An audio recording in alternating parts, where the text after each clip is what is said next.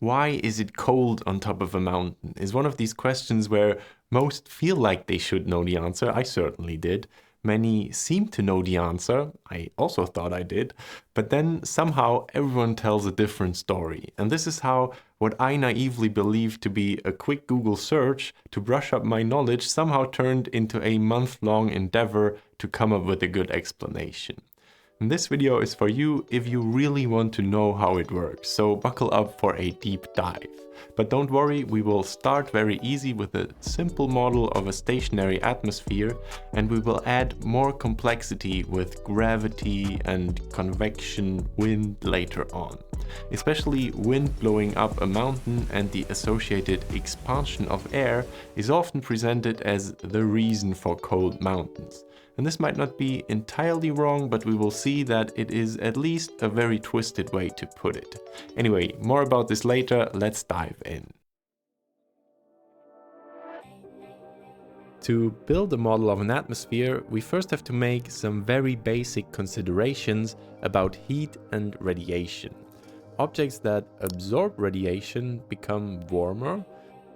Warm objects in turn emit heat radiation, and the intensity of the emitted radiation depends on the temperature of the object. So this is my attempt to incorporate these simple considerations in a very basic model. The glowing dots represent the heat radiation, the color of the slab indicates its temperature, it turns more orangey as it heats up. And you should also be able to see that as it cools down, fewer and fewer of the glowing dots are emitted to reflect the weaker heat radiation at lower temperatures. And now, if we stack a bunch of these slabs, we already get a simple model of how heat is distributed in something with multiple layers. We are pretty close to a model of an atmosphere already, but for a somewhat realistic model of an atmosphere, we need a second kind of radiation. The sun mainly emits visible light, and we all know that the atmosphere is largely transparent for visible light, otherwise we couldn't see much. Visible light and long-wave heat radiation, infrared radiation, are fundamentally the same electromagnetic radiation. They only differ in frequency. Very hot objects, like the sun, emit high-frequency radiation, visible light, and comparatively cold objects, like the ground here on Earth, emit low-frequency radiation, infrared. Have a look into Planck's law for more information about that. Now, we can incorporate visible light in the model by introducing a second type of glowing dot. I chose white dots to represent visible light. So this is essentially the same model that you saw before. I just added some sketches to make this look a bit more like an atmosphere. I also added the white dots to represent the visible sunlight. And to reflect the transparent nature of the atmosphere, I changed the program code for these white dots compared to the heat radiation dots, such that they can only be absorbed down here in the lowest layer where the ground is. Additionally, I changed the code for the heat radiation dots such that they can only be emitted upwards and downwards with a 50-50 chance. This makes it a bit less chaotic to look at, and it conveniently stops heat from leaking out to the sides. Now, over time, we can see that a beautiful temperature gradient is forming. The ground layer is heated up by the sunlight directly and starts to emit heat radiation. The intermediate layers absorb that heat radiation and start to emit themselves. They send heat radiation back and forth. Now, the outermost layer is special because it can only receive heat radiation from below, but it still emits heat radiation to both sides. It directly loses heat into space. And that is why it is always the coldest layer in the model. Okay, now you might say, this explains why it is cold high above the ground in an airplane, for example. But it still doesn't explain why it's cold in the mountains. I mean, in the mountains we might be high up, but we are still on the ground. Sunlight can be directly absorbed by the ground up there and heat up the air over the mountain. Well, we can simply add a mountain to the model by raising the ground level in a part of the simulation. And now, if we keep the simulation running sufficiently long, this actually takes a while to equilibrate.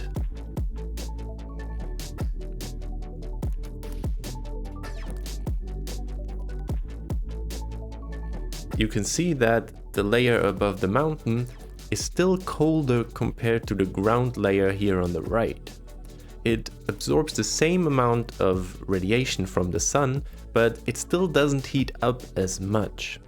A good way to think about cold mountaintops is to view the atmosphere as an insulation layer, just like the clothes you are wearing or the foamed materials used to insulate houses.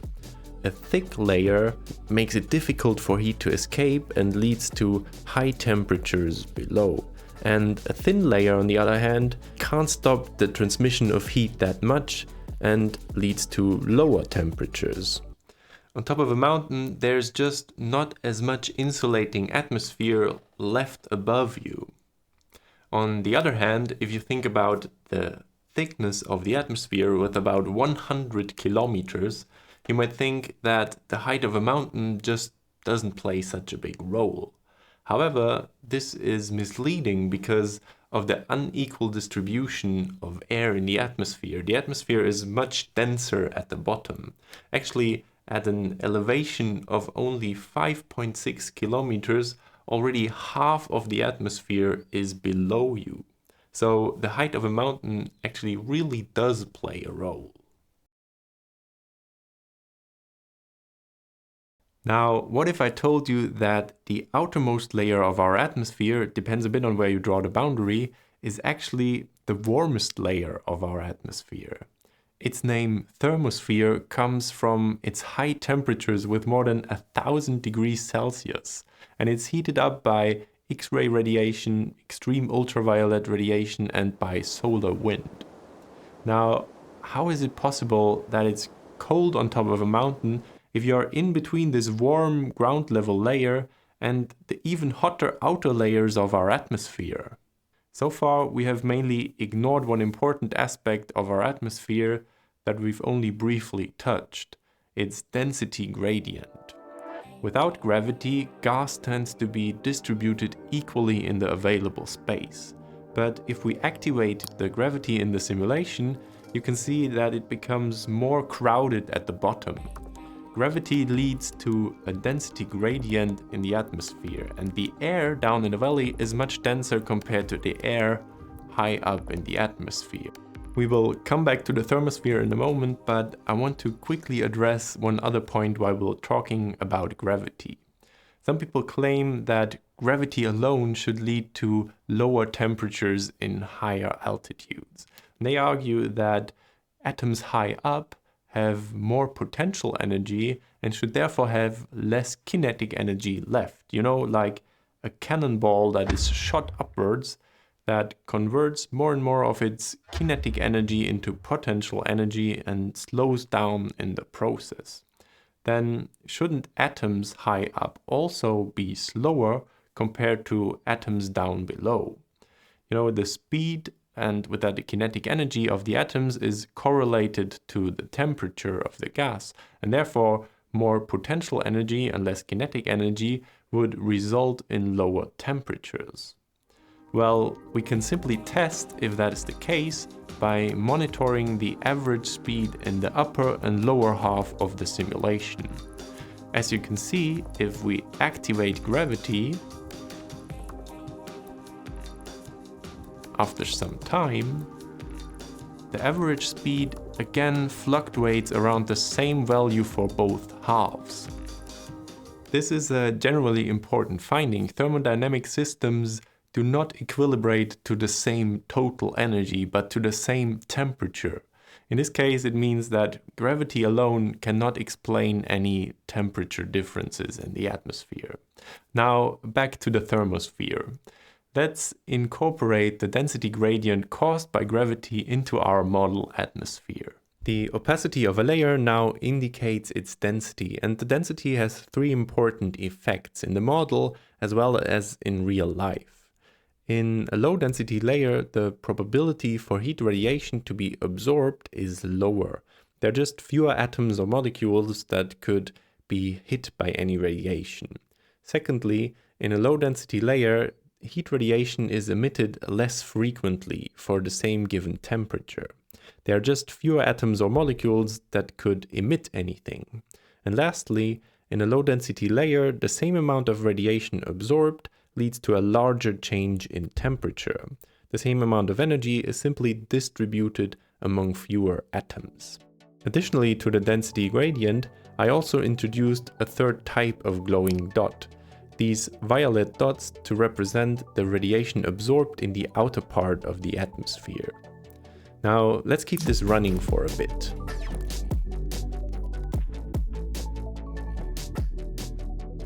Well, there's a lot going on in the simulation, and the temperature, especially of the outer layers, tends to fluctuate quite a bit because of the small size of the simulation and because of the low density of these outer layers. Anyway, you should be able to see that we can indeed get colder layers between a warm ground level layer and this hot outer layer. If you watch closely, you can see that heat radiation emitted in the middle layers now has quite a good chance to make it directly into space. Due to its low density, the outer layer is largely transparent for heat radiation. And also due to its low density, this outer layer emits little heat despite its high temperature. So the outer layer is there and it's hot, but with its low density, it just doesn't play such a big role for the layers below. In our real atmosphere, there's actually also a second layer that is heated up by absorbing some of the sun's radiation directly. And I'm sure you know this layer, but you might have never thought about it in that context. At least I never did.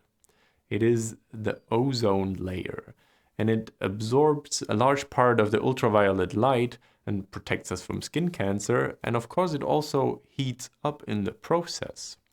This is the resulting temperature profile. We can see the warm outer layer and this peak here where the ozone layer begins.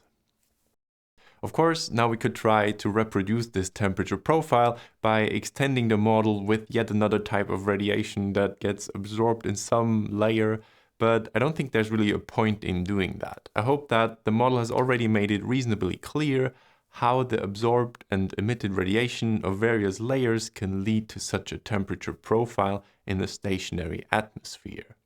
Unfortunately, the stationary atmosphere is a good assumption for all but one layer of the atmosphere, and it's exactly the one layer that is most relevant for mountains that is a bit more complicated. The troposphere is the lowest layer of the atmosphere, from the ground up to about 16 kilometers. And we all know from our personal experience that with the wind and weather, it's anything but stationary. So in the last section, we will figure out why all of the atmosphere is stationary, but the lowest layer is not. And we will see how this influences the temperature on top of a mountain. The word troposphere is derived from the Greek word tropos, which means rotating, indicating that the troposphere is mainly characterized by this rotational convection mixing the air. And of course, this convection has a large influence on the temperatures of everything in that layer, and of course also on the temperatures in the mountains. But when exactly does convection occur? From your school knowledge, you might remember that warm air is rising, cold air is sinking, and this could explain convection. But actually, this is only half of the story. For air to rise, it is not enough for it to be merely warmer than the air above. We need some more knowledge from meteorology, specifically about atmospheric stability, to fully understand mountain temperatures. Atmospheric stability mainly depends on the rate at which temperature decreases with altitude. And this rate is called the lapse rate. And the second important quantity is the rate at which the temperature of some parcel of air changes as it rises or sinks due to the work it does in the process. This will make more sense in a moment. The square in the simulation represents a parcel of air, and we can drag it around to see how it behaves. the simulation assumes that no heat is transferred between the parcel and the surrounding air. We call that adiabatic conditions. And this is a reasonable assumption if the movement is fast compared to the heat exchange process. Like before, the color indicates temperature. Now, if we move the parcel to higher altitudes, it expands due to the lower pressure up there and it cools down. The reason for the change in temperature is that while expanding, some of its energy flows into pushing away the surrounding air. On the other hand, if we move the parcel to lower altitudes, it is compressed, it gains energy and becomes warmer. The rate at which the temperature of the parcel changes with altitude when no heat is transferred is the adiabatic lapse rate. In dry air, this adiabatic lapse rate is 9.8 degrees Celsius per kilometer. Another important observation is that if we let go of the parcel, we can see that it floats back to its original height. In this example, the surrounding atmosphere has a constant temperature. If we move the parcel up, it becomes colder than the surrounding. Cold air tends to be denser and therefore it will sink back down. If we move the parcel down, it becomes warmer than the surrounding. Warmer air tends to be less dense and therefore it will rise back up. So an atmosphere where the temperature is constant with altitude is very stable. Any parcel of air that is moved up or down for some reason strives to move back to its original height. Now let's see how this plays out for some other atmospheric temperature profiles. In the left case, the temperature of the atmosphere declines with altitude, but slower compared to the adiabatic lapse rate. A parcel of air that is moved up or down returns back to its original altitude, just like in the constant temperature case. The parcel of air starts out with a higher temperature compared to the air above, but it still doesn't rise because it would cool down too fast. And this is what I meant when I said for air to rise, it is not enough for it to be merely warmer than the air above. In the middle case, the temperature of the atmosphere declines exactly with the adiabatic lapse rate. And consequently, no matter where we move the parcel, it always turns out to have exactly the same temperature as its surrounding. Along with the same temperature comes the same density as its surrounding, so the parcel is neutrally buoyant at any altitude. In the right case, the temperature of the atmosphere declines faster than the adiabatic lapse rate. If we move the parcel up, its temperature goes down due to the work it has to do while expanding, just like in all other cases. However, this time, the temperature of the parcel is not dropping as much as the temperature around it. So even though it is cooling down, it still turns out warmer than the surrounding air. Warmer means less dense, and less dense means it still wants to rise. Accordingly, if we move the parcel down, it becomes warmer, but not as warm as the surrounding air. It turns out colder and denser and will continue to fall. The adiabatic lapse rate is the edge case for atmospheric stability. Beyond the adiabatic lapse rate, the atmosphere becomes very unstable. Any parcel of air that is tipped out of balance will continue to rise or fall. And of course, strong convection tends to emerge in this case. And this is, for example, what causes thunderstorms on a hot summer evening when the sun has heated up the ground so much that the temperature differences go beyond the adiabatic lapse rate. Now, how does the adiabatic lapse rate influence mountain temperatures? Well, it creates a limit for how much the temperature can decrease with altitude. Whenever the temperature declines faster than the adiabatic lapse rate, convection emerges and mixes up the atmosphere and works against the temperature differences. In a lot of online articles, however, wind in combination with the adiabatic lapse rate is presented as the reason for low temperatures in the mountains. They claim that the air cooling down due to the work it does while rising to the top of a mountain leads to the low temperatures up there. So, which is it? Is wind in combination with the adiabatic lapse rate the reason for the low temperatures in the mountains, or would it be even colder without air movement? In their book, Atmospheres, Goody and Walker have modeled an atmosphere without convection. Their model is based on radiative heat transfer, quite similar to the model in the beginning of this video. And this is their model temperature profile. And this is the actual temperature profile obtained from measurements. Of course, the exact temperatures depend on weather and location and everything, so these are average values. And as we can see, without convection mixing up the atmosphere, it would be much warmer near the ground, and the temperatures would decline much more rapidly with altitude. And this makes a lot of sense if you think about it, because convection is one of the pathways how heat is transported away from our planet's surface. And without this pathway, heat transfer would be less efficient, leading to higher temperature differences. It's no coincidence that we use foamed materials, which are essentially immobilized air, for insulation. They are good at preserving high temperature differences because no convection can occur in them.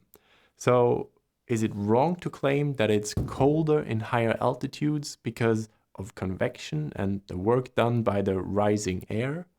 Well, yes and no. The temperature profile in the troposphere is sloped like it is because of convection and the adiabatic lapse rate. But it is also a fact that without convection, the temperature would decline even faster with altitude. It's a bit like asking, why is the car moving with 80 kilometers per hour? You could say it's because the motor is pushing the car forward. Or you could say it's because the speed limit is 80. The adiabatic lapse rate is the speed limit. It dictates the maximum how fast temperatures can decline with altitude. The radiation absorbed near the ground and ultimately emitted back into space is the motor that actually drives the temperature differences. If you want to play with these interactive models yourself, you can do so on my website marblescience.com. This was actually the first trial of this new way of making videos where a project begins with these interactive models on my website. The graphics might be a bit less fancy compared to the Blender animations that I used before, but instead you get to play with these models yourself. So let me know what you think about that. And of course, thanks a lot to my supporters on Patreon, and see you next time. Bye.